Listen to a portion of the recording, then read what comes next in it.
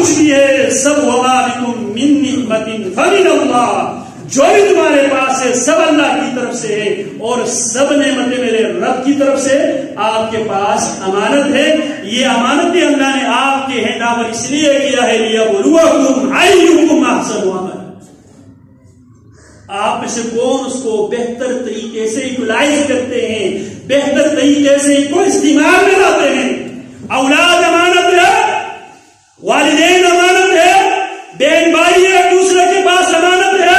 آپ کے ملک آپ کی ریاست آپ کے پاس امانت ہے، آپ کی مسجد آپ کے پاس امانت ہے، آپ کی جماعت آپ کے پاس امانت ہے، دین شریعت توحید سنت آپ کے پاس امانت ہے۔ ذرا غور کریں ہم نے اس امانت میں کس حد تک امانت داری کا ہم نے ثبوت دیا ہے۔ اگر ثبوت دیا ہے تو ہم ایمان والے ہیں، ہم دین والے ہیں۔ اگر ہم نے کسی بھی معاملے میں ہم نے ڈنڈی ماری ہے تو اللہ سے توبہ طائب ہو جائیے۔ میرا پورا دین امانت ہے، میری پوری شریعت امانت ہے، اور حضرات صحابہ نے امانت داری کے ساتھ دیانت داری کے ساتھ حضرات صحابہ کے بعد سے آج تک اللہ کے ایسے برگزیدہ بندے چلتے آ رہے ہیں جو اللہ کے دین کو اسی انداز اسی فہم کے ساتھ رسول اللہ فرماتے ہیں اس علم کو، اس امانت کو، اس دین کو ہر نسل کے بعد عاقل لوگ اس کو اس دین کی وہ حفاظت کریں گے۔ اور میرے نبی نے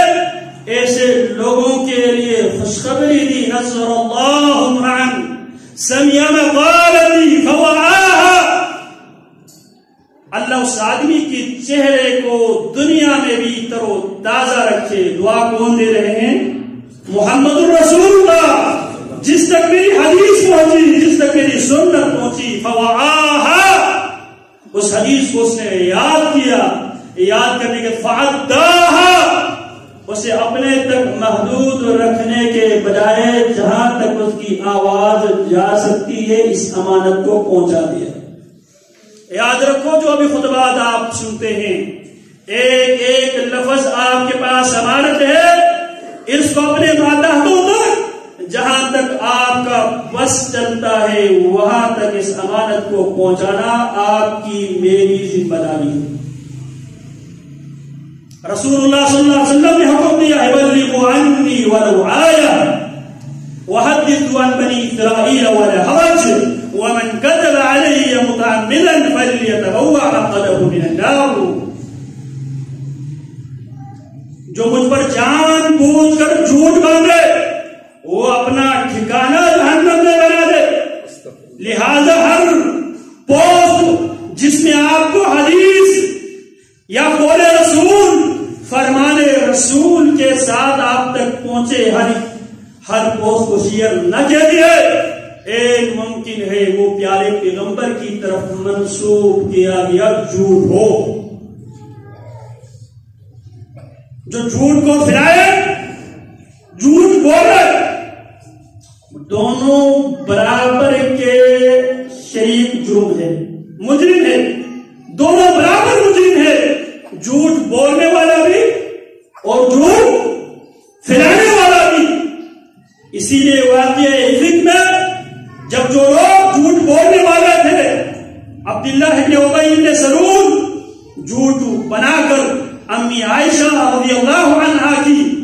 عزت، ان کی حرمت کو داغدار کرنے کی وہ کوشش کرتا ہے، اور اس جھوٹے پروپیگنڈے سے متاثر ہو کر کچھ سچے مسلمان بھی اس کو صرف پھیلاتے ہیں۔ میرے پیغمبر نے ان کو بھی سزا دی، مصطح کو، حسان بن ثابت کو، حمزہ بن جحش کو، رسول اللہ صلی اللہ علیہ وسلم نے صرف اس بات کو انہوں نے آگے پہنچا دیا۔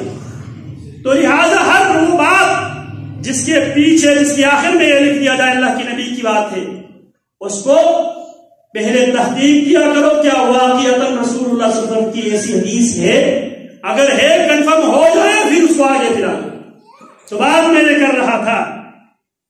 ہر چیز ہمارے رب کی طرف سے امانت ہے، اس اس امانت کو امانت داروں تک پہنچانا یہ ہماری ذمہ داری ہے. اور رسول اللہ صلی اللہ علیہ وسلم نے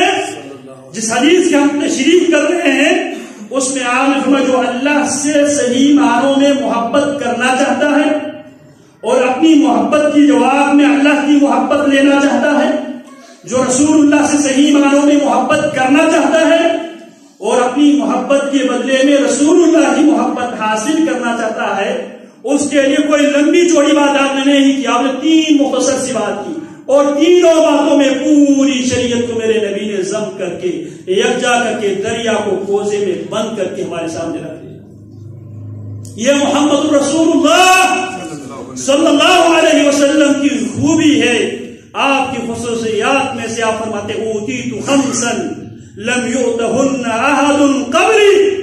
مجھے میرے رب نے 5 ایسی خصوصیتوں سے مالا مال کیا ہے، مجھ سے پہلے جتنے بھی انبیاء و رسول آئے ہیں کسی کو بھی اللہ نے یہ خصوصیات نہیں دیے. ان میں سے ایک آپ میں اوتیت جوامع الکلم، مجھ محمد کو رب محمد نے جوامع الکلم عطا کیا ہے. مختصر الفاظ میں بہت بڑی بات پیارے پیغمبر کر جاتے ہیں. تو آپ نے کیا فرمایا وَلْيُؤَدِّ الَّذِي اؤْتُمِنَ أَمَانَتَهُ، آپ کے پاس جو امانت ہے نا، دین آپ کے پاس امانت ہے، شریعت آپ کے پاس امانت ہے، اولاد آپ کے پاس امانت ہے. ذرا اولاد کے حوالے سے